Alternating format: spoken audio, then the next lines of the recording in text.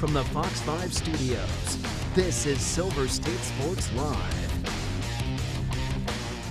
It's Friday, Junior. We're as close to the weekend as the Golden Knights are to clinching the top spot in the Pacific Division. Welcome into Silver State Sports Live. I'm Mariah Janos. And I'm Mike Davis. The A's bats have come alive out east. Can they keep it up and get the pitching to match? Plus, it's the Kirk Cousins era here in Vegas. We're further breaking down yesterday's introductory presser. But Mariah, I gotta admit, it's a little cold in here. Is it chilly? Yeah, you got the jacket right there, and it's cold outside of the studio as well because the Frozen Four is in town, taking over Las Vegas. Game 1 between Wisconsin and North Dakota just got underway at T-Mobile Arena, which is where we find our Vince Sapienza. Vince, 4 incredible college hockey programs left standing. As we just mentioned, Wisconsin, North Dakota underway, followed by Michigan and Denver. Break down these set of games for us. Well, but before I break down the matchups, you guys keep saying Frozen 4. I have yet to feel the frozen part. It is 87 degrees and sunny, absolutely gorgeous here on Toshiba Plaza. As you can see, the national championship trophy behind me, that is what these 4 teams are playing for. But as you mentioned, Wisconsin, North Dakota underway, and when you look at the totality of these 4 teams, 33 NCAA championships. These are the 4 most winning championship programs in men's college hockey. And there's some local ties that, while there may not be a hometown team, North Dakota's head coach Dane Jackson was the captain of the AHL championship team led by John Tortorella back in 1995. He texts with John Tortorella, often did so this past week. So if you're a Golden Knights fan, North Dakota might be the team you're rooting for. Wisconsin might be the biggest underdog in this tournament, but that's not the only local tie we have in the second semifinal matchup between Michigan and Denver. Obviously, Denver is the team the UNLV Skating Rebels upset to a tremendous way back in 2024. Everybody's still talking about that. They are here fighting for the NCAA championship, the trophy that everybody is vying for. Yeah, the Skating Rebels, they beat that team. But Michigan, the special assistant to the head coach is former Golden Knight Max Pacioretty. He is back here in Vegas, and I gotta say, looking at the crowd as they are mostly here inside T-Mobile Arena, a lot of blue and maize here on the plaza, so we'll see what it looks like when we get inside T-Mobile Arena, guys. It's good to see Patches back here. Good to see that trophy right behind you as well. But, Vince, the Frozen Four, it's just another example of the NCAA finally embracing Las Vegas. What does hosting this event do for the city that is constantly growing when it comes to being known as a hockey town?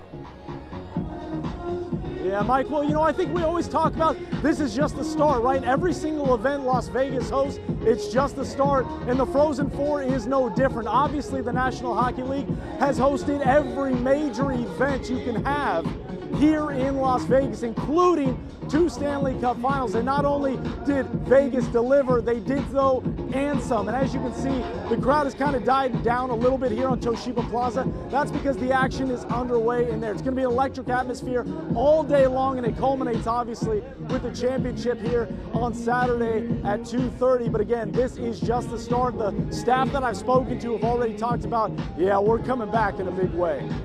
Love it. Now, you had mentioned the tie to John Tortorella earlier. Let's shift to the NHL real quick because the Golden Knights are 4-0 under Torts. They've got another one against the Kraken here tonight. What do you want to see out of this team? Yeah, I want to see a cleaner operation out of the Golden Knights compared to what we saw in Vancouver, right? It was a sloppy game against the Canucks, but good teams find a way to win. That's what they did on Tuesday. Against Seattle, a team that, like Vancouver, is not sniffing the postseason this year. It needs to be cleaner. It needs to start from the jump. And the Golden Knights need to come away feeling confident because they cannot look too far ahead. Saturday, it is a colossal Western Conference matchup with the #1 team in the National Hockey League, the Colorado Avalanche. Obviously, the Golden Knights still looking to punch their ticket to the postseason. They can't look ahead. They can't afford to look ahead. Every point is at a premium, so they need to start fast tonight in the Emerald City. Yeah, Vince, that was the perfect transition. Last thing for you. So Saturday's game against the Avalanche, like you mentioned, front runners for the President's Trophy. How telling will that game be when it comes down to evaluating how deep of a run the Knights could make this postseason? You know, I would love to tell you that it's going to be a measuring stick game. I would love to tell you that that is going to be a Western Conference final preview. But the honest answer is I don't know. I don't know what kind of team Colorado is going to be putting out on the ice, because by Saturday, they may have everything sewn up. They might be resting guys, recharging, letting them recover to get ready for the postseason, because the Stanley Cup playoffs start a week from Saturday. So they might be on cruise control mode. As for the Golden Knights, regardless if they're playing everybody or nobody, it is about them. They still need to get their game in order with John Tortorella at the helm. He is still learning names. He is still learning his team. The Vegas Golden Knights need to learn about themselves and stay focused on themselves solely, guys. All right, Vince, great stuff out there. We'll let you get inside to the game, but enjoy the party. Do an electric slide or something for us. I feel like you're at a bat mitzvah. Okay. Oh, there the you go. shoulder moves. We love it. Thank you. Easy. Thank you, Vincenzo. All right, here's a look at the Pacific Division standings. The Oilers are at the top with 90 points. Vegas right behind at 88, and then the Ducks 1 point back with 4 games left. But all the teams on the chase have a game in hand or two on the Edmonton Oilers. All right, still to come on Silver State Sports Live. World Series back on for the Athletics. I think producer James thinks so. Winning the series against the Yanks for the first time since 2016. We got the highlights when we return. This week on the Silver State Sports and Entertainment Network.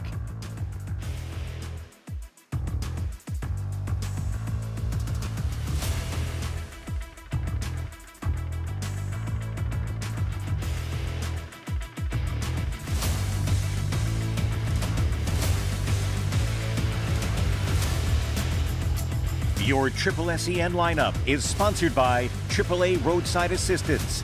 Visit AAA today.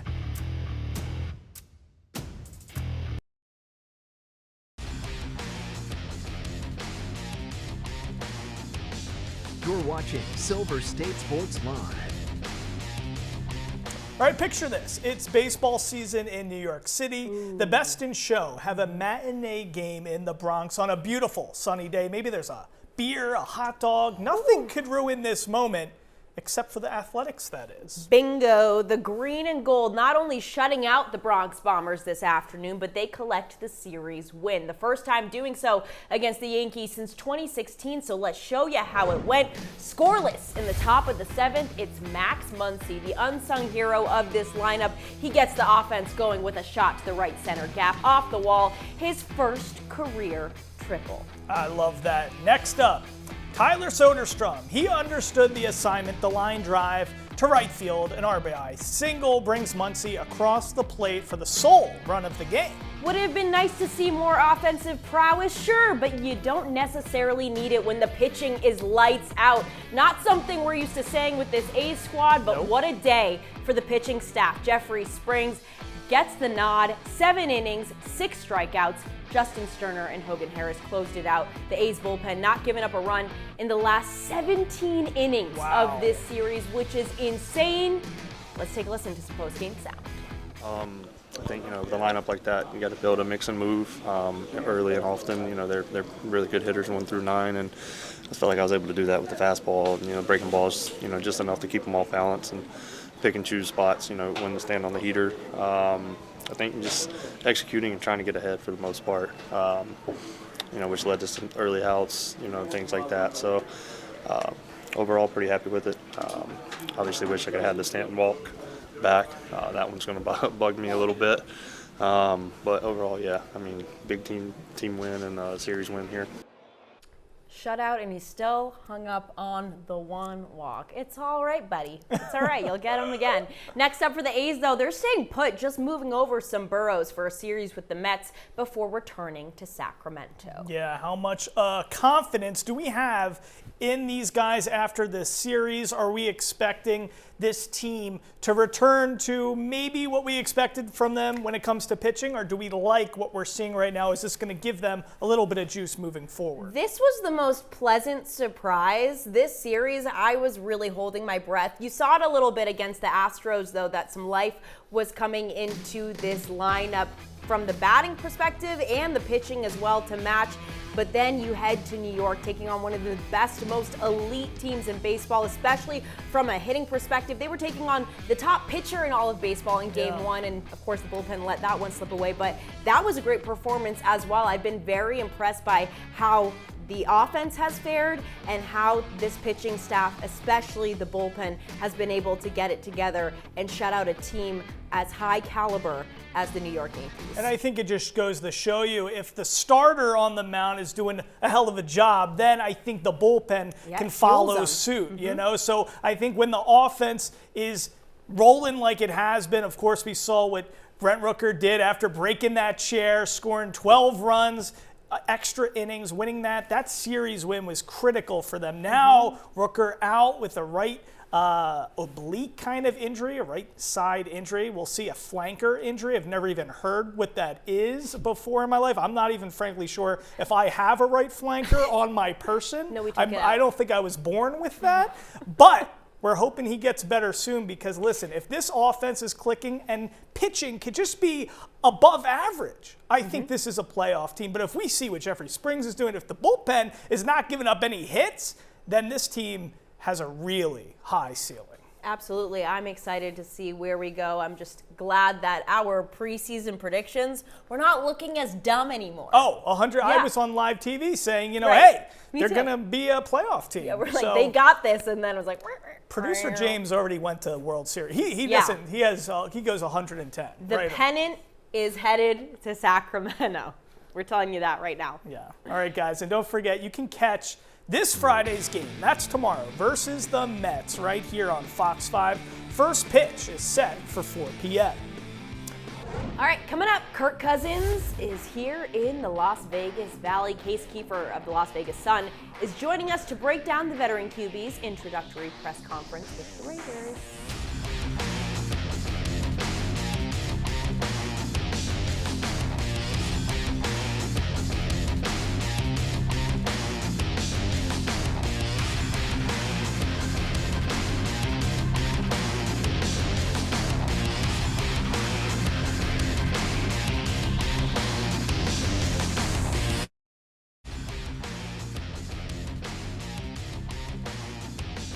You're watching Silver State Sports Live. Welcome back. Well, yesterday was a big day at Raiders headquarters as Kirk Cousins had his introductory press conference with the Vegas media. Mariah, you were there along with our next guest. Yep, Case Kiefer was in the house, assistant sports editor with the Las Vegas Sun. He joins us now. It's good to see you, Case.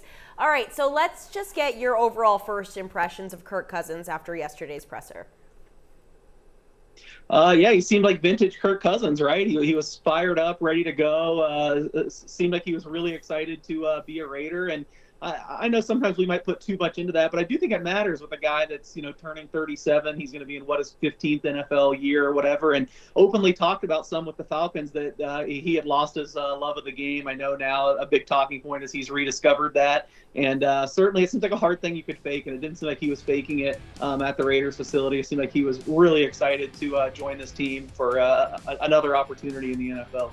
Yeah, I like that he was mentioning, at his age, he being a veteran, 14 seasons in the league, he's still into fundamentals and going through, all those necessary steps before diving into details. So I thought that was a good sign. But let me ask you this. Do you think he's going to be a good mentor for Fernando Mendoza? And who are you expecting? I know you're a pretty good gambling man, Case. You did do pretty well on Michigan, I have to say. But who are you expecting to just start the majority of the games for the Raiders this season?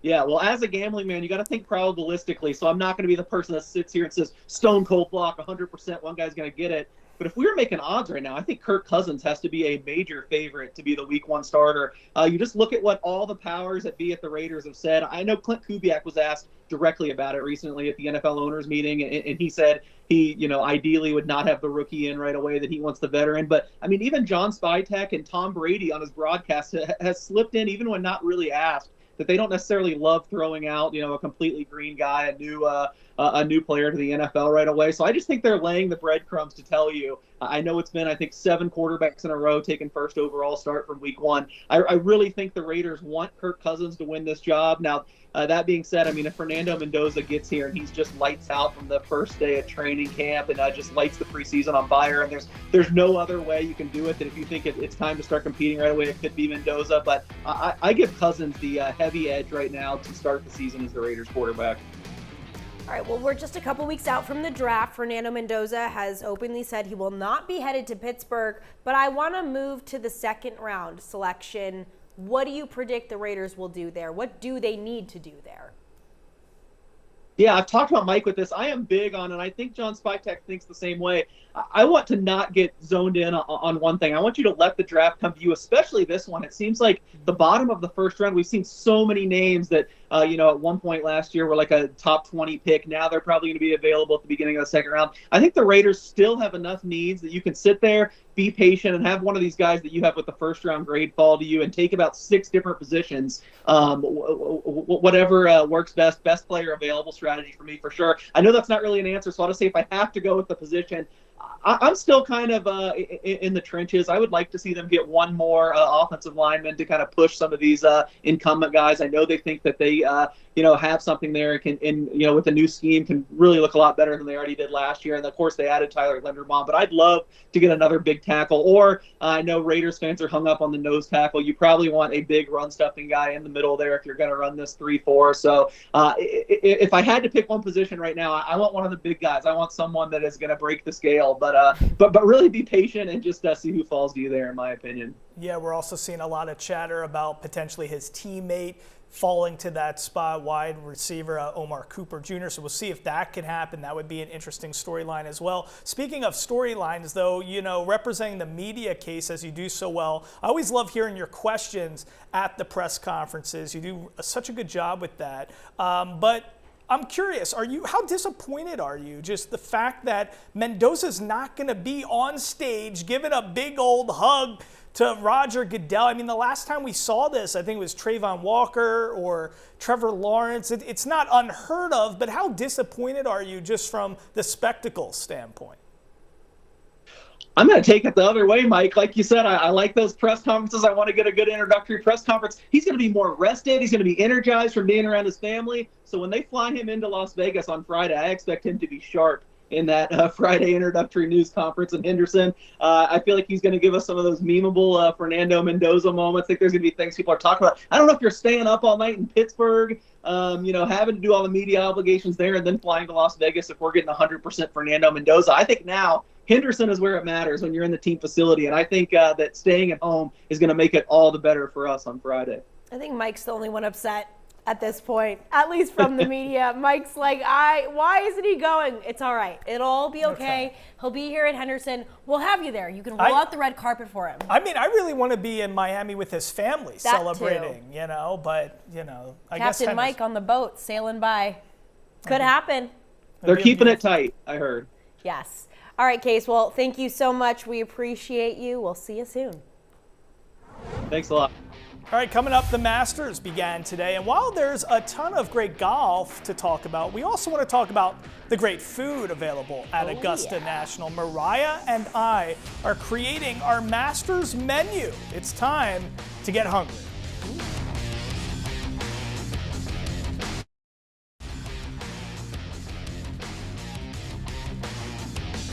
You're watching Silver State Sports Live. It's a tradition unlike any other, the Masters. A great phrase coined by the master himself, Jim Nantz. And Mariah, beyond the golf, beyond the green jacket, I am wearing a green jacket today, another tradition at the Masters is the Champions Menu. Yep, it is an exclusive annual gathering held the Tuesday night of Masters Week. And the champion from the year before has the honor of hosting the dinner. Yes, and of course, the play kicked off today, but we want to highlight the food. So last year's champion, Rory McIlroy, had a sweet dinner featuring some exclusive company. Now, the items on this menu, he had peach and ricotta flatbread, bacon wrapped dates, rock shrimp tempura, Oh my God. grilled elk sliders, and those were just the apps, guys. Those were just the appetizers. The entrees, a filet or a salmon. Love a choice. I believe he also had some carpaccio stuff. And then for dessert, a sticky toffee pudding. Oh my goodness, I didn't include dessert. Oh, you can do that. Well, anyway, you guys, we wanted to make our own menus. So, Yeah. Mike, let's start with you. Give us the breakdown. I know you've got a lot. Yes, I'm famished. It's been Passover week, so I'm starving. I'm thinking about a lot of food, and I have a lot of room for food because, as you guys all know, at home I was born without a right flanker, so I can eat a lot of food. So I love Italian and I love Mediterranean cuisine. So you got eggplant parm, you got chicken parm, Both you got parms. bronzino. I only want it if they're gonna prepare it and fillet it for you right by the Where they table open it side. up. Yes. I used to do that as a server. Fun Did fact. you? Yes. Oh, that's not easy to do. It actually takes a lot of I skill. hated it. So I want that. And of course, a bread basket. I mean, you can almost take off everything from this full screen besides the bread basket and I'd still be there. That's so I want that. And lastly, a sundae bar. Okay. What Well, about you? Here's mine. Obviously, I got to start with some lobster rolls. Hot or cold, we'll have both available. Mac and cheese, you can choose your own toppings there. You have the sundae bar. Give me a mac and cheese bar. How about that? Truffle fries are always a must if you're dining with me, as are Caesar salads and filet mignon to top off that salad. I love it. Something light, something hot, something crispy, a little bit of everything. Dessert-wise, give me the Oreo Dream Cheesecake from the Cheesecake Factory. Shout out the factory, they know what they're doing. That is my That favorite brown dessert of all bread time. at the factory. And the brown- The throw the brown bread. bread, Throw out forget the everything white else. bread. That brown bread brown with the bread. little oats. Brown bread, Oreo Dream Cheesecake. Make it happen. That's what we're doing at the Masters. I'm getting hungry. Me too. Take my left flanker. Yes, I'm ready we're to gonna go eat. eat now. Bye.